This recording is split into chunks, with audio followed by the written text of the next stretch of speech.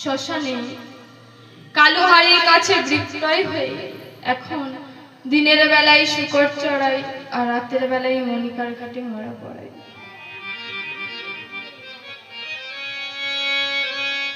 মাথায় পাগড়ি বেঁধে হাতে একটি লাঠি নিয়ে বৃষ্টির জন্য একটি বৃক্ষের তলদেশে আশ্রয় নিলেন।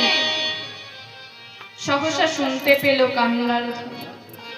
শৈব্যা দেবী শ্মশানে বসে কাঁদছে আর বলছে। তখন হরিশ্চন্দ্র বলছে, হে ভগবান, আমি এই করুণ কান্না সহ্য করতে পারছি না। আবার কোন হতভাগিনী না হয় স্বামী না হয় পুত্র হারিয়েছে, আর কতদিন দেখবো প্রভু। এই বলে ধীরে ধীরে সৎকার্য করার জন্য চলেছে। আকাশে মেঘে মেঘে চেয়ে গেল, মুষলধারায় বৃষ্টি নামলো। আজ শৈব্যা দেবী যখন হরিশ্চন্দ্র গিয়ে যখন শৈব্যা দেবীর কাছে দাঁড়ালো, শৈব্যা দেবী বলছে, হে পাটনি, আমার এই হতভাগা ছেলেটাকে সৎকার্য ব্যবস্থা করে দিন।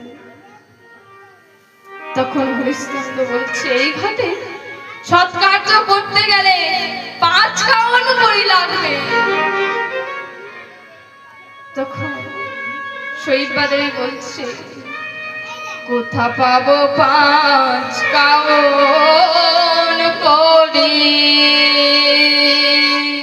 শোনো হে পাটনি,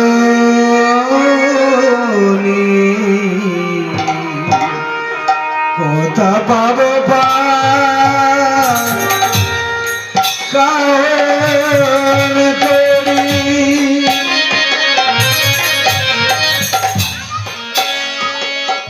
শোনো হে পাটনি, ভাগ্য তো সে